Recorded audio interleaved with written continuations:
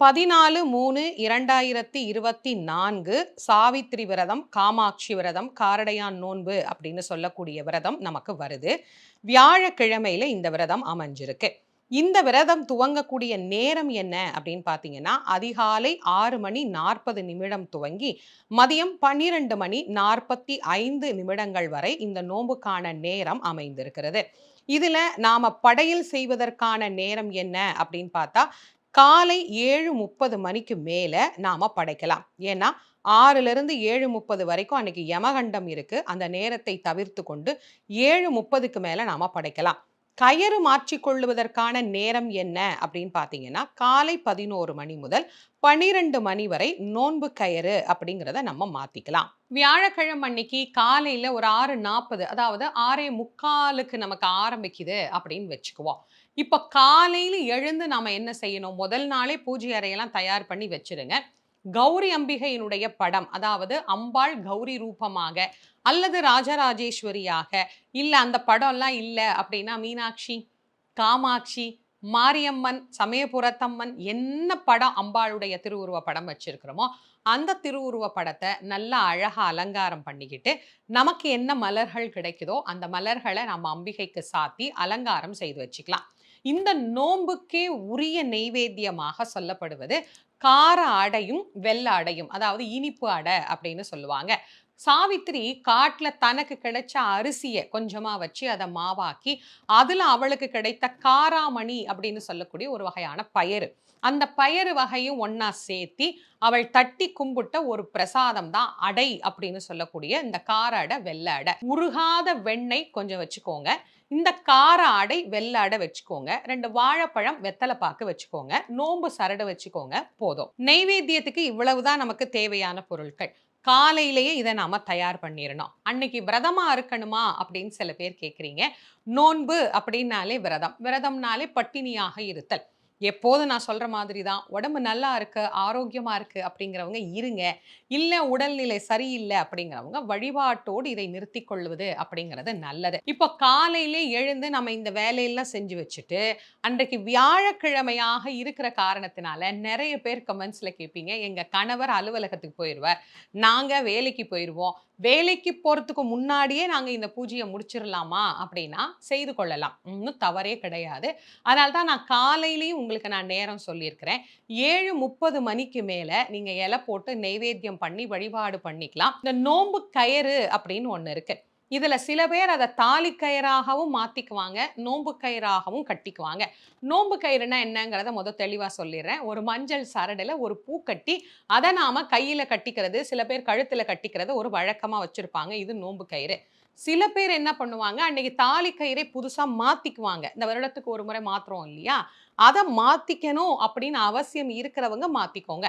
கண்டிப்பா மாத்தணுமா? எல்லாரும் மாத்தணுமா? இந்த கேள்விக்கே இங்க இடம் இல்ல.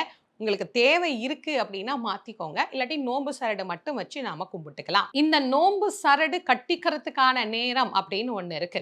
அது காலையில 11 மணியில இருந்து 12 மணி வரைக்கும் அப்படிங்கிற அந்த ஒரு 1 மணி நேரம். இத கணவர் தான் கட்டி விடணுமா? இல்ல வீட்ல இருக்கிற வயசான பெரியவங்க கட்டி விடணுமா? எங்களுக்கு யாருமே இல்ல. நாங்களே கட்டிக்கலாமா? இந்த மாரி நெறைய கேள்விகள் இருக்கு.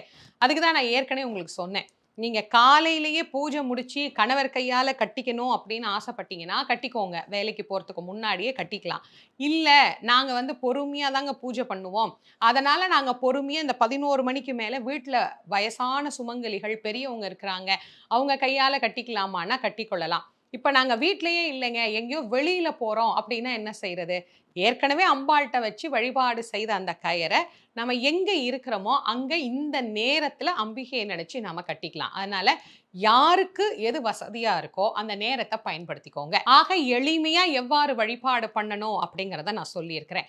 சரி இதெல்லாம் எங்களால எதுவுமே செய்ய முடியலம்மா, அடை செய்ய முடியல, எங்களால இந்த நோன்பு கயிறு கட்டிக்கிற வழக்கம் கிடையாது. இது எதுவுமே நாங்க செய்யல. ஆனா இந்த நாள்ல ஏதாவது சின்னதா ஒரு வழிபாடு சொல்லுங்க அப்படின்னா, நான் சொன்ன இந்த நேரம் இருக்கு இல்லையா? இந்த நேரத்துக்குள்ள அம்பிகைக்கு முன்னாடி நம்ம ஒரு சின்ன நெய் விளக்கு ஏற்றி வைத்து, சரடு கட்டிக்கலாம் அப்படின்னா வைங்க. இல்லன்னா அது கூட தேவையில்ல. அம்பாள்ட்ட உள்ளன்போடு பிரார்த்தனை பண்ணிக்கோங்க. நானும் என்னுடைய கணவரும் நல்லா இருக்கணும், சந்தோஷமா இருக்கணும், மகிழ்ச்சியா இருக்கணும். அதேபோல என்னுடைய கணவர் தீர்க்க ஆயுளோட இருக்கணும் அப்படிங்கிறத அம்பாள்ட்ட நீங்க உள்ளன்போடு பிரார்த்தனை பண்ணிக்கோங்க. இதுல முக்கியமா நாம சொல்ல வேண்டிய இந்த ஒரே ஒரு மந்திரம். இத ஞாபகம் வச்சுக்கோங்க. டிஸ்கிரிப்ஷன் பாக்ஸ்லயும் உங்களுக்கு நான் குடுக்குறேன். ஒரு முறை நானும் உங்களுக்கு சொல்லி காட்டுறேன். இத மட்டும் நாம அம்பாள்ட்ட அன்னைக்கு சொல்லி நாம பிரார்த்தனை பண்ணணும். அதுதான் இந்த நோம்பினுடைய மிக முக்கியமான வழிபாடு அப்படின்னே நம்ம பெரியவங்க நமக்கு சொல்லியிருக்கிறாங்க. அது என்ன மந்திரம் அப்படின்னு பார்த்துருவோமா? "உருகாத வெண்ணையும் ஓரடையும் நான் நூற்றேன். ஒரு காலும் என் கணவர் என்னை விட்டு பிரியாது இருக்க வேண்டும்." அப்படிங்கிறது தான் இந்த நாள்ல நாம ஜெபிக்க வேண்டிய மந்திரம். ஒரு கணவன் மனைவி வாழ்க்கைக்குள்ள அந்யோன்யமான வாழ்க்கை, மகிழ்ச்சியான வாழ்க்கை, கணவனுடைய ஆரோக்கியம், மனைவியினுடைய ஆரோக்கியம் இது எல்லாத்துக்கும் ஒரு சிறப்புக்குரிய விரத நாள் அப்படிங்கிறது தான் இந்த காரடையான் நோன்பு. ஏற்கனவே இதை எடுக்கிறவங்களுக்கு தெரியும். புதுசா பார்க்குறவங்க எடுக்கலாமா அப்படின்னு கேட்பீங்க. அதனால தான் நான் உங்களுக்கு எளிமையான வழிமுறைகள் சொல்லியிருக்கேன். கொஞ்சோண்டு வெண்ணெய் வச்சு, ஒரு 2 அடை செஞ்சு வச்சு, நாம இந்த விரதத்தை எடுத்துக்கொள்றதுனால, கணவருக்கு நல்லது, குடும்பத்துக்கு நல்லது அப்படின்னா, எந்த பெண் தான் அத செய்யாம இருப்பாங்க? வாய்ப்பு இருக்கிறவங்க செய்யுங்க. யார் யாருக்கு என்னென்ன சூழல்ல வழிபட முடியுதோ பண்ணுங்க. வாய்ப்பு இருக்கிறவங்க மாலையில அம்பிகையினுடைய திருக்கோயிலுக்கு போயிட்டு, ஒரு நெய் விளக்கு ஏற்றி அம்பாள வழிபாடு பண்ணிட்டு வாங்க. இல்ல காலையிலே கோயிலுக்கு போக முடிஞ்சாலும் பரவால்ல, போயிட்டு வாங்க. நம்மளால அன்னைக்கு ஏதாவது தானம் பண்ண முடியும் அப்படின்னா, ஒரு 2 பேருக்கு குடுக்கலாம். இப்படி சிறப்புக்குரிய இந்த காரடையான் நோன்ப நாம் இருந்து, சாவித்திரி தேவியினுடைய அருளோடு, அம்பிகையினுடைய அருளையும் பரிபூரணமாக பெற்று மகிழலாம்.